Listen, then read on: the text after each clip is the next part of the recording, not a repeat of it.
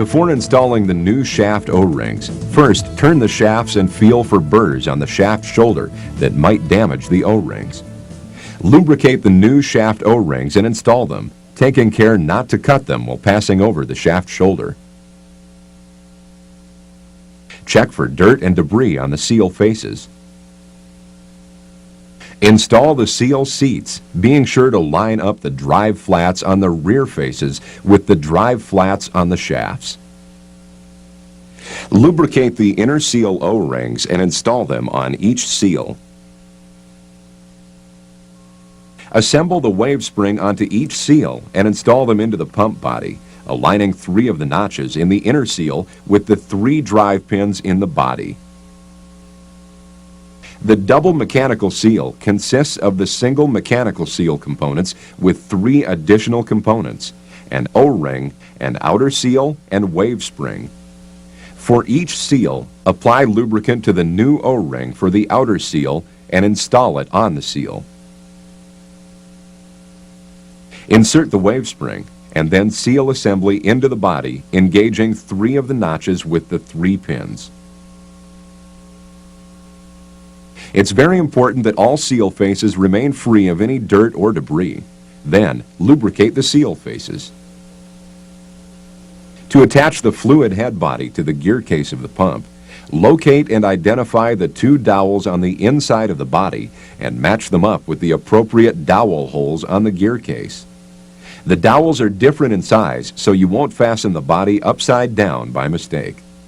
Carefully place the body over the shafts and studs, being careful not to nick seal components or knock them out of place. Press the body against the housing, engaging the dowels.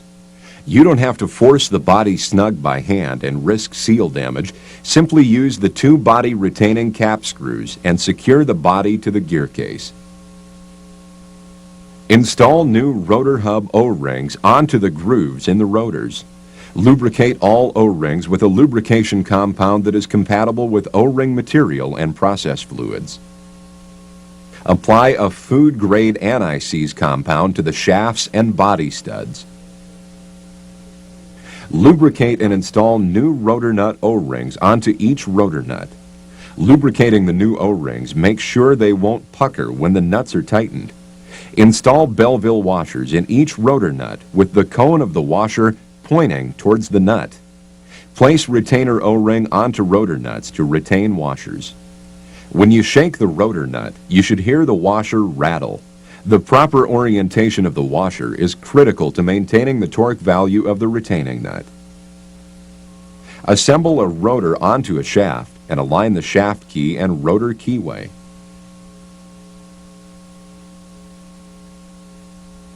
Install a rotor nut assembly onto the shaft, clockwise. Use a nylon or hardwood dowel to lock the rotor in place so you can torque the nut. Always use a torque wrench. Rotor nuts that are not tightened to the proper torque could loosen during operation and severely damage the pump. Check the operation, maintenance, and parts list manual for proper torque values. They're on Table 2. Using a rotor nut on this shaft and using the wrench, rotate the shaft until the rotor wings are in a vertical position.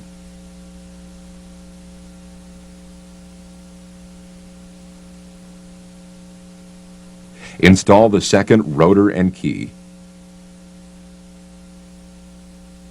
Install the other rotor nut assembly onto the shaft. Block the rotor with a dowel and torque it to spec. The rotor wings must be below the body face and can be felt with the fingers or thumb. You can also use a dial indicator or a straight edge and shims to compare front face clearances with table values. Install a new O-ring in the cover groove. It usually helps to stretch the O-ring if it doesn't fit freely into the groove. On the other hand, with PTFE encapsulated O-rings used in Calres fitted pumps, such as the Universal 2 paint pump, you have to take care not to overstretch them. When you remove a used PTFE encapsulated O-ring, take care not to use the standard O-ring removing tool. Just use air pressure to dislodge it. Replace it with a new PTFE encapsulated O-ring if necessary. Mount the cover on the studs and push it against the body, making sure the O-ring remains in the groove. As on the body, check the dowel pin hole size on the cover and match it with the appropriate dowel pin on the body. That's right, you can install a cover upside down by mistake too. Install the cover nuts on the studs and tighten with your wrench. Optional wing nuts can be tapped with a soft hammer. You can also use an Allen wrench to tighten the wing nuts. Waukesha Cherry Burl offers versatile options with the Universal 2 fluid head assembly. These include vented covers for pressure relief and jacketed covers to maintain product temperatures. CIP options including flat body profile for free draining capability and specially drilled CIP rotors and body. Flush taps for double mechanical seals and stainless steel gear cases. When you follow the procedures we've just covered, your Universal 2 Series pumps will provide long, trouble-free service